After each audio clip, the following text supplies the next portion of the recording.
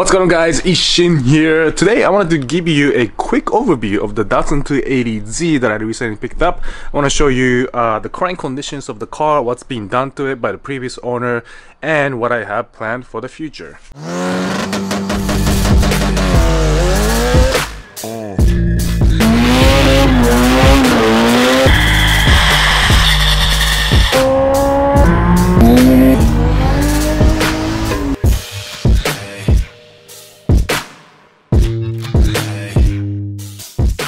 And actually, before I get started with the 280Z, I just want to mention that I created a page on Wheelwell.com. It's basically, if you're not familiar with it, a Facebook for cars. So I have my Evo on there, my FDs on there, my Datsuns on there. So make sure to check out my Wheelwell page. I'll put the link in the video description below if you're curious about the parts list, mod list, and the history of the car. So you guys have all seen this one. This is my 260Z. I picked it up a couple months back. It's not running. I've been working on it, trying to get it started.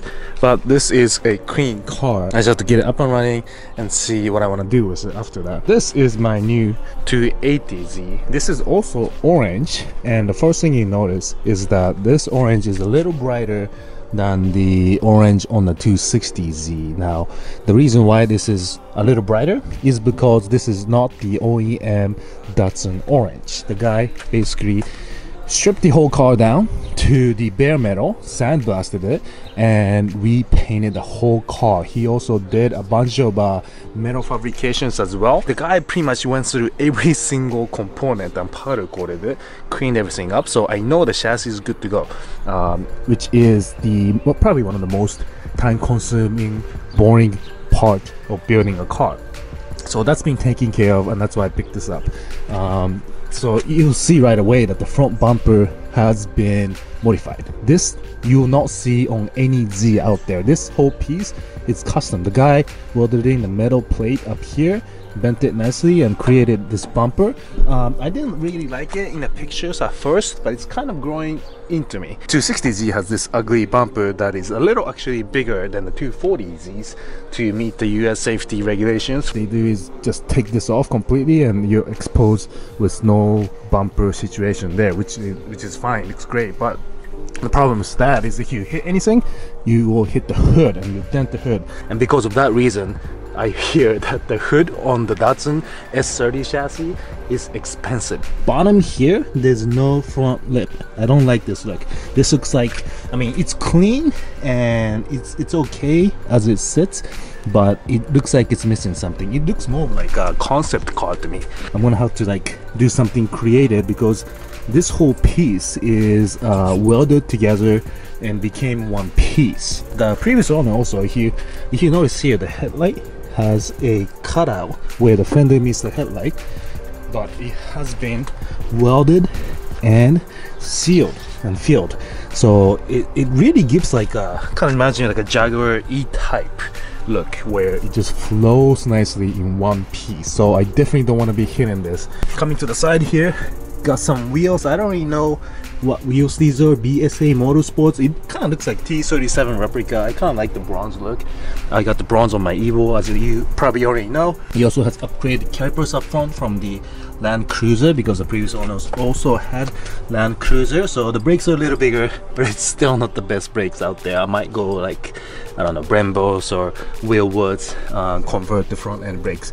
I would definitely go over fenders and put on some larger width wheels on here. I might do Watanabes, I might do T37s. That's for me to figure out in the future. Now these are the stock mirrors that came on the 280Z. While it's functional and looks good, I want it on the fenders. So I will definitely be fitting that out and getting a fender mirror up here. So on the 280s, the rears don't have the disc brakes, and it is a little sketchy when I want to stop quick in these cars. So I actually might replace this and do a rear brake caliper conversion kit. That's to come in the future. And then here's another unique thing previous owner did with the rear bumper. The exhaust actually comes out of the bumper, while most Datsuns have exhaust coming off under the bumper. This kind of gives it a nice clean look. I actually kind of like it, and I'll figure out what I want to do with that when I start working on the exterior of the car. I do want to make the car sound louder because it does have muffler and the resonator and probably even the cat in it. Another thing I want to do is maybe even go 240Z taillights. If you're not familiar with these Z cars, 280Zs and 260Zs have the taillights, the brake lights here and the reverse here, while the 240 have this integrated into the taillight. So I might do that conversion. Interior is extremely clean as well, except it's got like house carpet. While the guy did a great job redoing the interior, he redid it with a house carpet. So I might redo the carpet in the future, but that's in no rush for now. Let me show you the interior of the car. So the previous owner pretty much went through the whole car, right? He insulated the interior, so it's actually not bad of a daily driver. It's quiet. He even repadded the seats, so it's nice and fresh. It pretty much looks brand new. It's got Sony Xbox speakers in the back. It's got upgraded radio in here, which I'm gonna also remove and install with something that has Bluetooth. And you can get these radios for so cheap nowadays. You spend $80 on Amazon and you get good quality single DIN Bluetooth capable radio. So that's what I'll probably do. It's got Momo steering wheel, works good, no complaints there. Cool gauges in the middle, everything works, and actually clock works as well, which is a nice nice touch there. Interior is really clean. Everything in here is just amazing conditions. Now let's pop the hood and show you what. Okay, so the plan for the interior actually, I'll probably do bucket seats, both driver and passenger side, because there's nothing wrong with these seats. It looks great, it feels great, but it's a little too high. I want it to be a little lower. I'm 6 feet tall, and I want my butt to be sitting on the ground a little more, because every time I drive I feel like I'm hitting the ceiling here. So I want to be like down here a little more, you know, especially if I want to take it to the track, which I probably will, just for the hell of it, because this thing is so fun to drive around. If I want to put a helmet on, I definitely need to be lower in the car, so I might do that. With that, I'm definitely going to be installing 6-point harness as well for additional safety. I might even do a roll cage in the future as well. And this is a car that I'm going to be keeping for a while, guys. I mean, this I didn't just pick it up to flip it. I'm actually gonna keep it, and I'm gonna go all out on it. I love these cars. I might even like never sell this car because I love it so much. So now let's go to the engine and let me show you what it looks like. And I just love how these open. Bam. So the engine is a little dirty right now because I haven't washed it, and I don't think the previous owner really washed it in the past 10 years. The car was rebuilt 10 years ago. If you look here, the guy literally painted every single piping this bronze color. Even the bolts are all painted. So this is still the L28. I'm gonna keep the L28 for now and see how much power I can crank out of this engine. I don't want to boost it. I want to keep it NA, and if I get bored of this power, I'll probably go like RB26, RB30, ITB, NA setup. I don't want to boost it, and I don't want to put in like a VQ. I want to stick with 6-cylinder and no 2JZs, no LS swaps.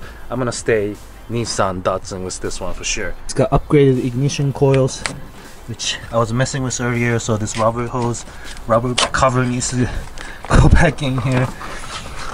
It's got bigger throttle body, new intake, KMN, fuel pressure regulator. The valve cover gasket is leaking, so I'm gonna be replacing that. The previous owner went through the whole engine too, so it's clean in the inside. It also has the 5-speed transmission, and that helps a lot on highway driving because I have no problem keeping up with traffic on the highway actually, which is really nice to be able to do that in a car built in the 70s.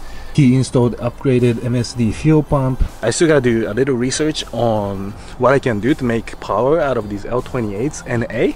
Maybe do cams, maybe put in new valves. I know people put in like a diesel crank to stroke it to like 3 liters, 3.1 liter.